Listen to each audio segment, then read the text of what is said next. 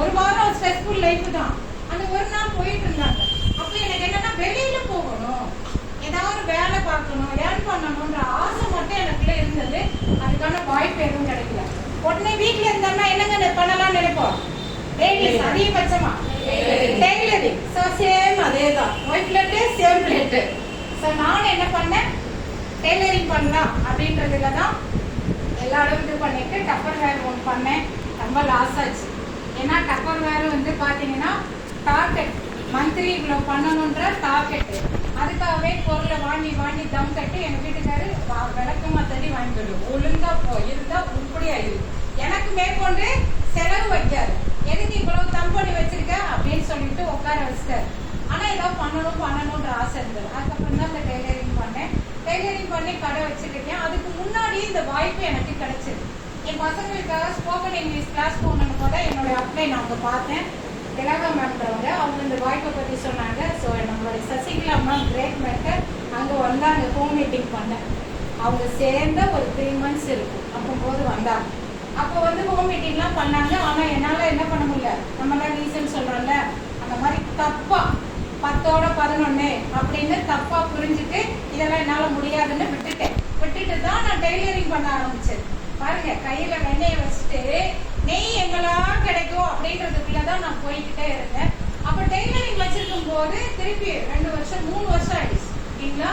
3 வருஷத்துக்கு அப்புறம் வந்து மேம நான் பாக்குறேன். இந்த 3 வருஷத்துல டெய்லரிங் போனேன், வேலைக்கு போனா காலைல 7:30க்கு போனோம், சாயங்காலம் 5:30க்கு விடணும்னு தான் சொல்லுவாங்க. வேலை முதல்ல விட மாட்டாங்க. திருப்பி 7:30க்கு தான் விடுவாங்க. நான் வர்றதுக்குள்ள பசங்க சாப்பிடாம கூட தூங்கிடுவாங்க, சின்ன பசங்க. ஸோ வேலைக்கு போறது ரொம்ப கஷ்டமா இருந்தது. அதுக்கப்புறம் தான் டெய்லரிங். ஸோ 3ஆவது வருஷம் டெய்லரிங் போது கஸ்டமரா எங்க வீட்டுக்கு, அதாவது எங்க கடை வழியா போயிட்டு இருந்தவங்களே என் தங்கச்சி, அவங்களுக்கு தெரியும், அவங்க கூப்பிடுறாங்க. ஏன்னா அவங்க வந்து ஒரு சூப்பர் மார்க்கெட்ல வேலை பார்க்கும்போது சார் மேடமும் அவங்களுக்கு தெரியும். அதனால அவங்க பேசும்போது நான் சொல்றேன், என்ன உங்களுக்கு ஞாபகம் இருக்கா என் வீட்டுல ஹோம் மீட்டிங் பண்ணிருக்கீங்களே அப்படின்னு. வந்து நம்மள மாதிரி எத்தனை பேர் இருக்கோம். அவங்க மறந்துட்டு அடுத்தடுத்த ஆளுன்னு போய்கிட்டே இருப்பாங்க. நான் நின்றுட்டேன், ஆனா அவங்க நிக்கல. அவங்க ட்ராக் போய்கிட்டே இருந்தது. அதுதான் சொல்லுவாங்க, நீங்க இல்லைன்னா அடுத்து, நீ இல்லைன்னா அடுத்து அப்படின்றதுல அவங்க போய்கிட்டே இருந்து 25,000 ரூபாய் அவங்களோட இன்கம். அப்ப கூப்பிட்டது என் சிஸ்டரு, தங்கச்சி. ஆனா எனக்கு அவங்கள ரொம்ப பிடிச்சிச்சு. சரிங்களா. அப்போ நான் பேசுறேன், பாப்பேன், ஹாய் பாய் அப்படி சொல்லிட்டே போவாங்க. இன்னும் டெய்லி போறாங்களே, நல்லா நீட்டா கிளம்பி போறாங்களே, என்ன விஷயம் அப்படின்ட்டு நான் திருப்பி கேட்டேன், என்னக்கா பண்றீங்க, டெய்லி இது வழியா போறீங்க, அதை எங்க கூப்பிட்டேன் பாய் அப்படின்னு ஒரு இன்ட்ரோடக்ஷன். எதுக்குன்னா அவங்க டெய்லி போயிட்டு இருக்காங்கல்ல. அப்ப சார் சொல்லுவாரு, நீங்க ஏதாவது ஒரு விஷயம் பண்றீங்கன்னு உங்களை சுத்தி இருக்கிறவங்களுக்கு காட்டிக்கிட்டே இருங்க. அந்த மாற்றம் தான் எனக்குள்ள தோண ஆரம்பிச்சது. சூப்பரா போறாங்க, நம்ம இந்த டெய்லரிங் மிஷின் வச்சு நான் மிதிக்கிறோம். வாங்கிட்டு போன பிளவுஸுக்கு 1008 போலான்னு சொல்லி கொண்டாந்து கொடுத்துருந்துங்க. என்னடா வாழ்க்கை அப்படின்னுட்டு அப்ப என் காலில் புண்ணு மாதிரி கட்டு போட்டுட்டு இருக்கேன். அப்ப சிஸ்டர் மேடம் வந்து எங்க வீட்டுல தைக்கிறதுக்காக வந்தபோது சொன்னாங்க, என்னமா அப்படி இருக்கு அப்படின்னு. என்னன்னே தெரியலக்கா, காலில் விரிவா விட்டுருக்கு, கால் வீக்கம் வேற, அப்படியே நீரே இறங்காது. அப்போது நம்ம சப்ளிமெண்ட்டை பற்றி சொன்னாங்க. சப்ளிமெண்ட்டை எடுக்கும்போது நல்லா இருந்துச்சு. அதுக்கப்புறம் கேட்டேன், நீங்கள் என்னக்கா பண்ணுறீங்க, எவ்வளோன்னா அவங்களுடைய இன்கம் தான் என்னைய கண்ணை விரிக்க வச்சது. அவங்க அப்போ வந்து 25,000 ரூபாய் வாங்கிட்டு இருந்தாங்க. நிசமா உங்களுக்கா? நிஜமா எனக்கு தான். ஏன்னா நான் அந்த டெய்லரிங் வச்சு மாதம் 5,000 ப்ராஃபிட் எடுக்கிறது கூட பெரிய விஷயமா இருந்தது. காலையில் 9-10 மணிக்கு திறப்போம், நைட் 8 மணிக்கு தான் மூடுவோம்.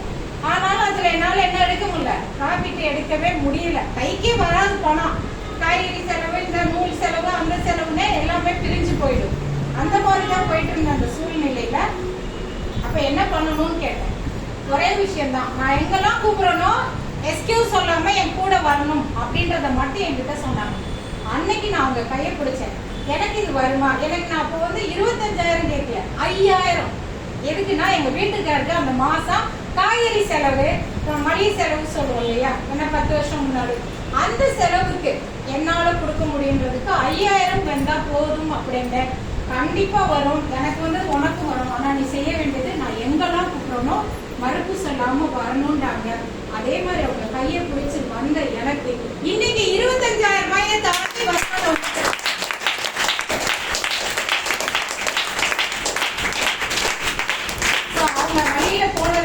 எனக்கு அந்த 25,000 அன்னைக்கு அவங்க வாங்கினது இன்னைக்கு வந்துருச்சு.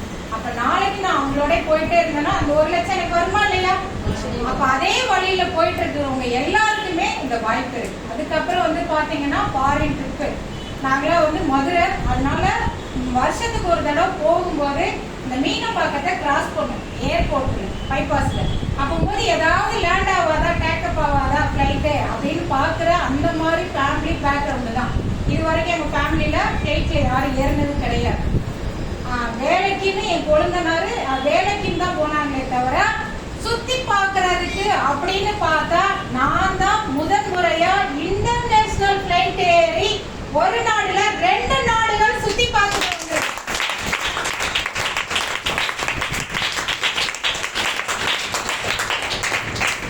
அப்ப இந்த மாதிரி வாய்ப்பு கொடுத்தது எதுனா வெஸ்டீஜ், நம்ம ஐஎஸ் டீமோடைய அந்த சிஸ்டம், அதுக்கப்புறம் ஆர்எஸ்டபிள்யூ சிஸ்டம். ஓகேங்களா?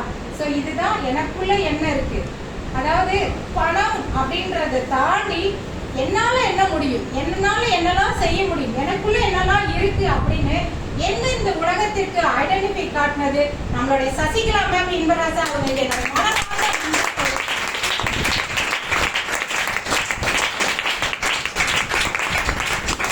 ஏன்னா பணம் மட்டும் நெட்வொர்க் மார்க்கெட்டிங்கோடது கிடையாது. நிறைய விஷயங்கள் இங்க சொல்லி தரப்படுது. இதுக்காக நம்ம வெளியிலே போனோம் அப்படின்னா கோர்சஸ் நிறைய வரும். நான் அதை அடுத்து நான் உங்களுக்கு சொல்றேன். அதுக்கப்புறம் வந்து பாத்தீங்கன்னா கார்ன்ற ஒரு விஷயமே வந்து எனக்கு தெரியாதுன்னா கார் எப்படி இருக்கும், இது எப்படி அந்த உள்ள ஏசி இருக்குமா, அந்த இது கேமரா இருக்குமா, அந்த மாதிரிலாம் சொல்றாங்க இல்லையா, பலூன்லாம் வரும், நீங்க இதாச்சுன்னா அப்படிலாம் சொல்றாங்க இல்லையா, அந்த மாதிரிலாம் எனக்கு கார் பத்தின விஷயங்கள் எதுவுமே எனக்கு ஃபர்ஸ்ட் தெரியாது. கார்னு ஒண்ணு இருக்கு, ஏன்னா அதுல பயணம் பண்ணாதானே. அப்ப அந்த மாதிரி தெரியாது. என் பையன் வாங்குவான், அதுல நான் போகலாம் அப்படின்றதுக்குள்ளதான் நான் இருந்தேன். இப்ப இந்த வியாபாரத்தின் மூலமா எனக்கு கார் வாங்குறதுக்கான கார் ஃபண்டு வந்தது.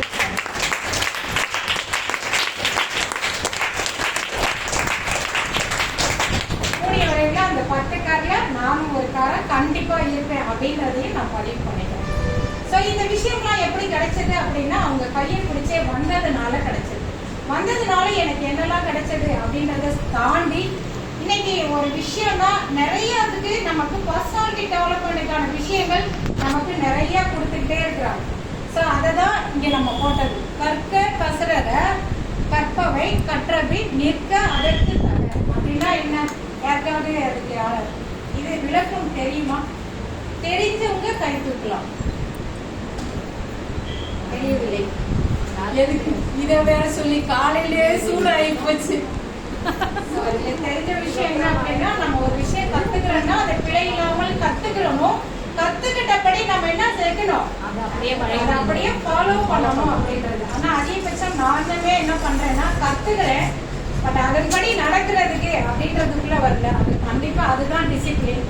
ஸோ அந்த டிசிப்ளினுக்குள்ள நான் வந்துட்டேன் அப்படின்னா கண்டிப்பா இந்த இடத்துல இன்னும் இன்னைக்கு மேடம் சொன்ன மாதிரி 4 மாசத்துல கிரவுண்ட் டைரக்டர்னா அவங்களுக்கு 2 கால் இல்லையா? அவங்களும் மனிதர்கள் தானே. அப்ப அவங்களால முடியும்னா என்னால ஏன் முடியலன்னா என்கிட்ட இருக்கிற அந்த விஷயம் தான் கத்துக்கிறேன். பட் அதன்படி நடக்கிறேன்னா அப்படின்னா அந்த இடத்துல தான் மிஸ்டேக் ஆயிருக்கு. ஸோ அதை இனிமே நான் சரி பண்ணணும் அப்படின்றத தான் நான் அதுல இருந்து எடுத்துக்கிறேன். இதே மட்டும் இல்லை, ஆண்டாள் குப்பத்திலிருந்து